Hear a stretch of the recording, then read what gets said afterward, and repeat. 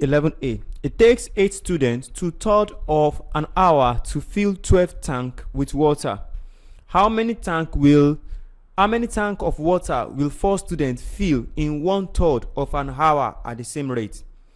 Now, this question, we are talking about 3 parameters. We are talking about students, we are talking about the time, and we're talking about the number of tanks they are filling. So first, let's say we have 8 students. It takes 2/3 of an hour. So 2/3 of an hour, 2/3 of an hour, if you take it to minutes, is going to be 40 minutes. So it will take them 40 minutes to fill 12 tanks.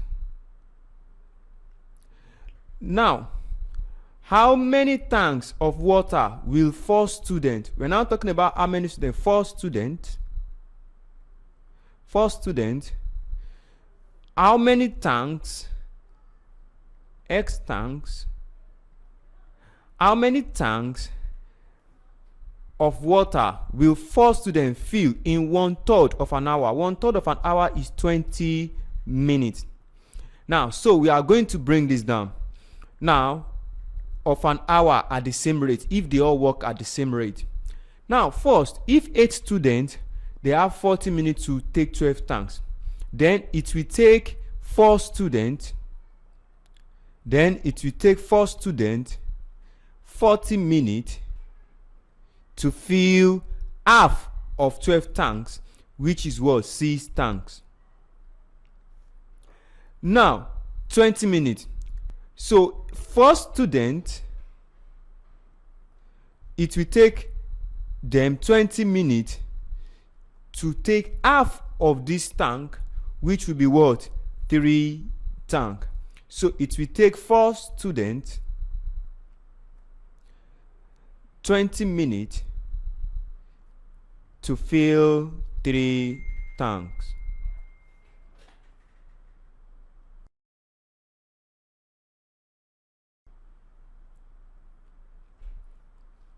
Question 11b.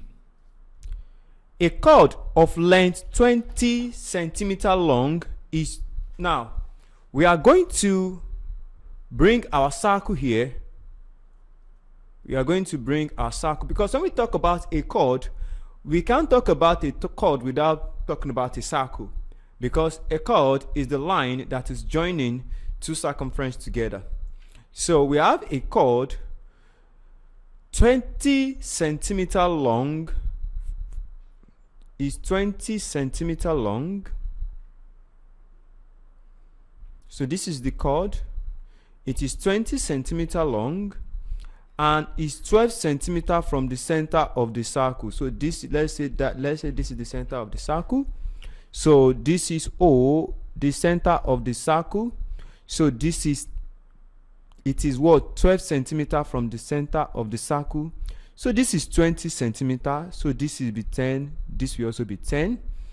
They now say calculate correct to 1 decimal place the angle subtended by the chord at the center of the circle.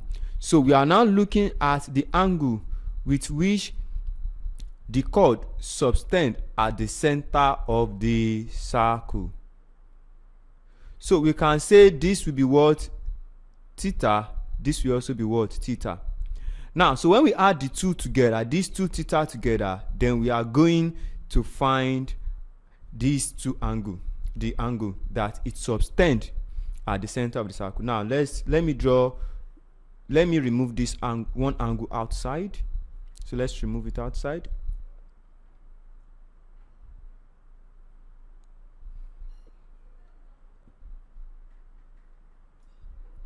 So this will be theta, this will be 12, and this will be what? 10.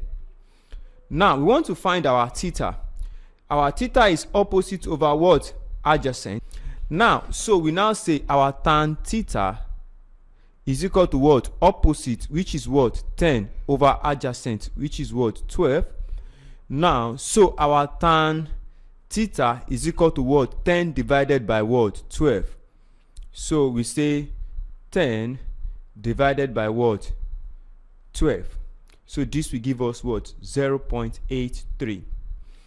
Now, so we now find inverse of tan. Now, so if this is 0.83, now our theta will now be inverse of tan 0.83. So we now say inverse of tan. Inverse of tan, so that is 39.8. That will be our theta. But theta is not what we are looking for. We are looking for 2 theta. So we are now going to multiply this by what? 2. So it's going to give us 79.6. Now, so we are taking it to 1 decimal place. So it's going to be what? 79.6. So our theta, our 2 theta will be 79.6. So that is the angle with which it subtends at the center of the circle. Now we are now asked to calculate the perimeter of the minor segment. Now if you want to calculate the perimeter of the minor segment, now this is what our minor segment looks like.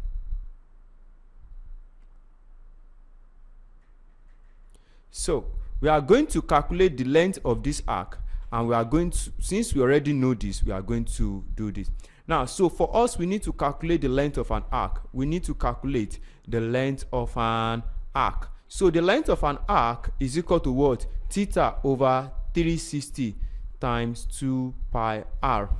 Now, but there is no way we can do this unless we get our r. So our r is the hypotenuse here. So our r will be, our r square will be equal to, our r square will be equal to 12 square plus what? 10 square. So our r square is equal to what? 144 plus what? 100. So our r square is equal to what? 244. You now find square root of both sides. So we now say 244, you now find the square root of it. Square root of 244, that is 15.6. So our r is what? 15.6. Now, so we now slot our r here to complete it so that we can find our L. So our L, what's our theta? Our theta is what? 79.6 over what? 360 times 2 times 22 over 7 times what? What is our R? 15.6. So I'm going to add all of these together and divide it by 360 and 7. So we are going to say 79.6 times 2 times 22 times 15.6. Everything will give us what? 54. So it will give us 54637